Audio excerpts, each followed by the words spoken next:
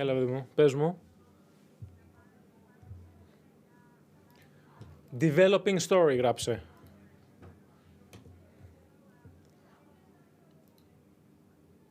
Ναι.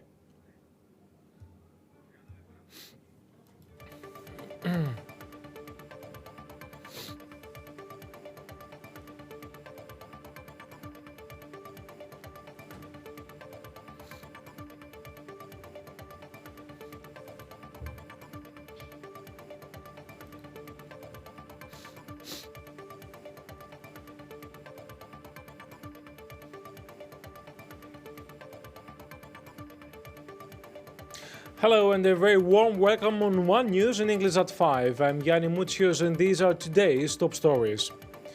Multiple people have been shot in a Brooklyn subway station and several undetonated devices were also found at the location, Fire Department of New York says. This is a developing story. Russian President Vladimir Putin has justified Russia's invasion of Ukraine, saying he had taken the right decision. Greek mountaineer Antonis Sikarios, aged 60, died in Dalagiri Peak in Himalaya on his way back to the base camp due to hypoxia and exhaustion. Babysitting 34, charged with killing his 20-year-old wife in a premeditated murder, says he loved her dearly in his first appearance before the jury. Prime Minister Kyriakos Mitsotakis said that hydrocarbon research will resume during a meeting he chaired at the Greek hydrocarbon management company.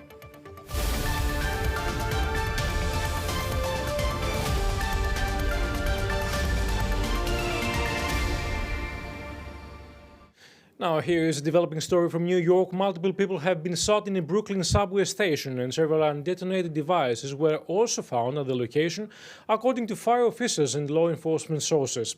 They stress the investigation is preliminary.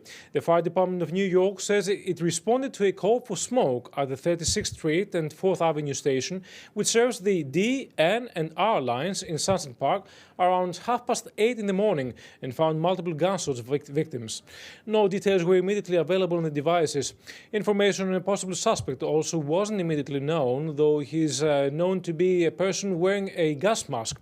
Several law enforcement sources say a man possibly dressed in clothing that resembles those worn by MTA workers threw some sort of device and opened fire. Some of the wounded jumped on another train to flee to the next station, the sources said. The New York Police Department warned New Yorkers to avoid the area and to expect emergency vehicles and delays.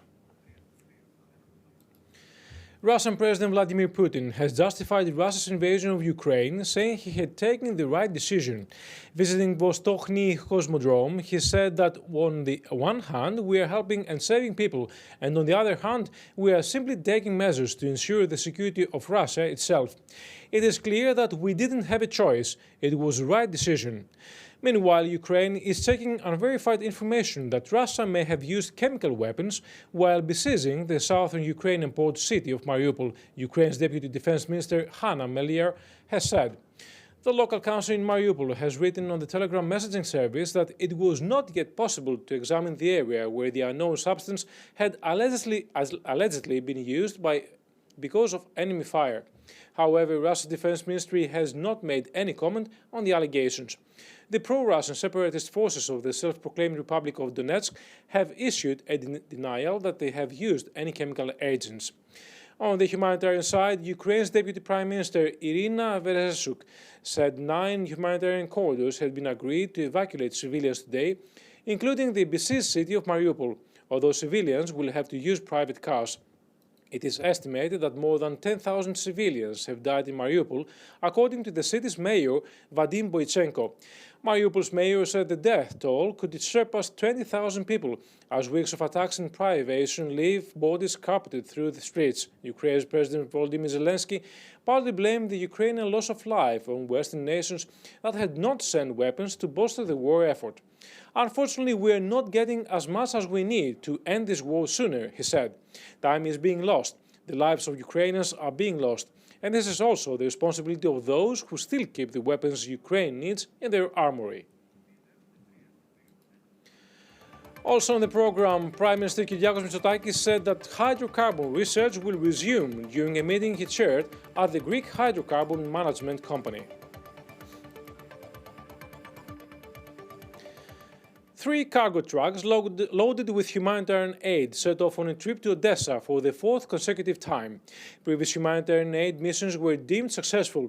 More than 50 tons of humanitarian aid, consisting of water, food supplies and drugs, will be handed over to the Ukrainian Red Cross, which will forward it to those in need.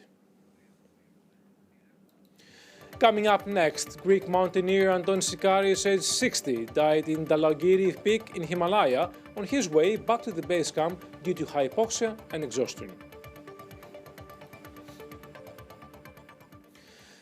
Prime Minister Kyriakos Mitsotakis said that hydrocarbon research will resume during a meeting he chaired at the Greek Hydrocarbon Management Company.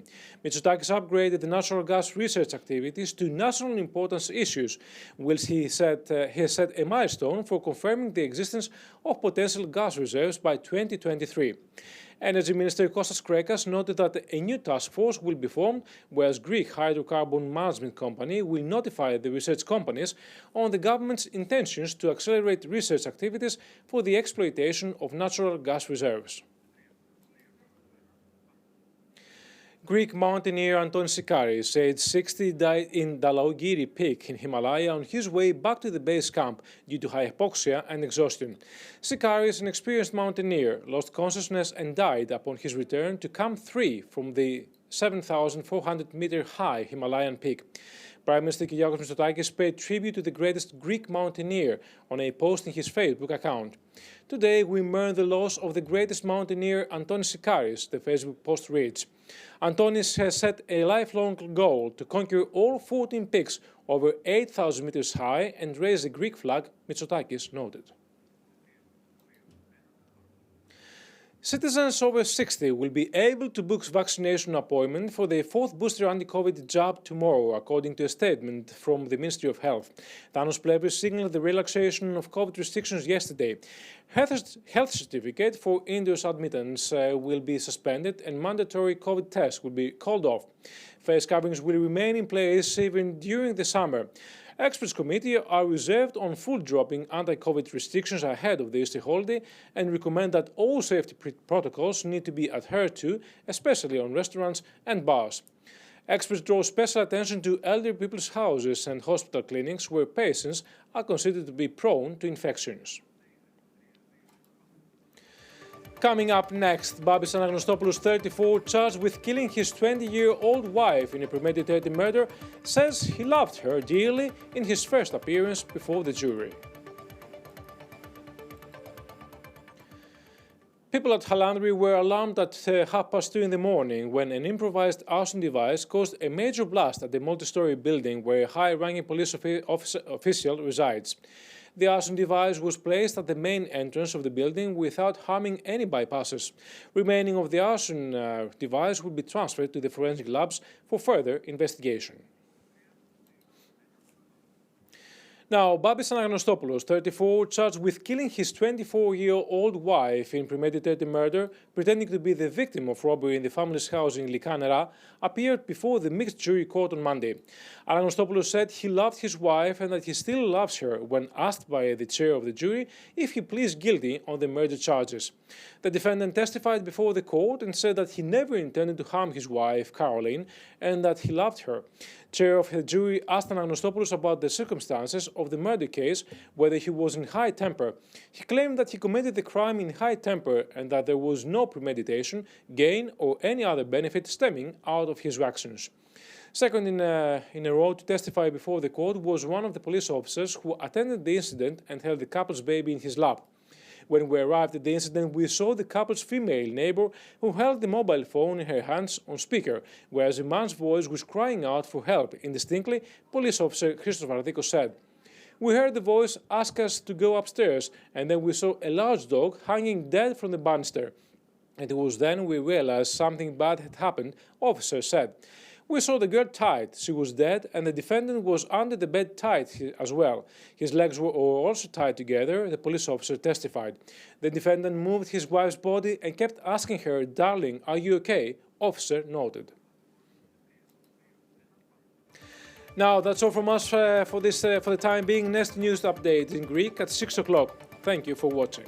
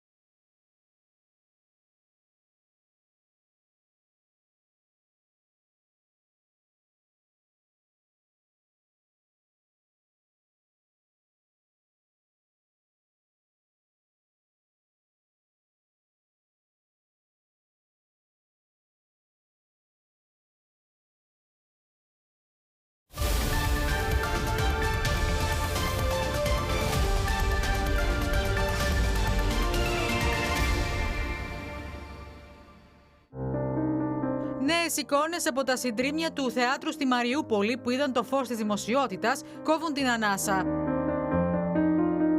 Το πάλε ποτέ στολίδι της πόλης έχει μείνει μόνο με τα θεμέλια. Στη θέση του βρίσκεται μόνο ένα σημείο πόνου. Στις 16 Μαρτίου οι ρωσικές δυνάμεις βομβάρδισαν το θέατρο που είχαν βρει καταφύγιο άμαχοι πολίτες.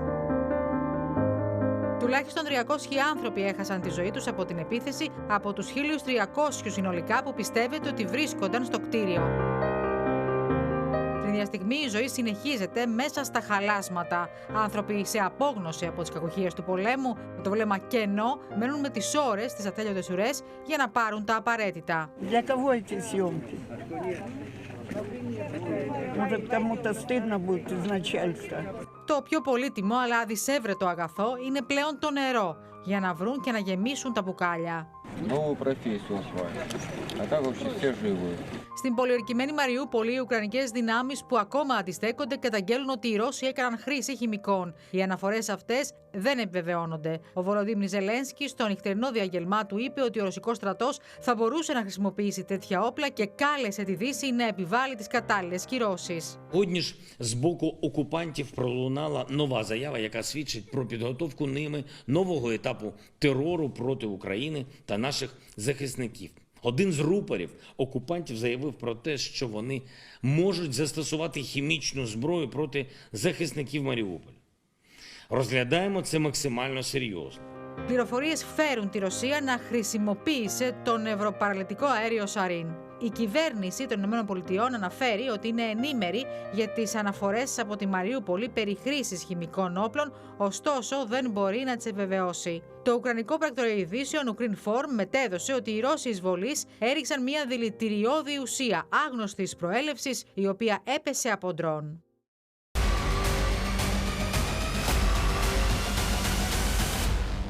Ραγδαίες αναμένονται τις επόμενες ημέρες και ώρες οι εξελίξεις στην υπόθεση θανάτου των 3 παιδιών στην Πάτρα. Σύμφωνα με πληροφορίες, ανοίγει ο κύκλος των ατόμων που θα εξεταστούν, καθώς καλούνται συγγενείς του Μάνου και της Ρούλας στην Αθήνα. Περιμένω κι εγώ, είμαι στη διάθεση των αρχών για οτιδήποτε θέλουν.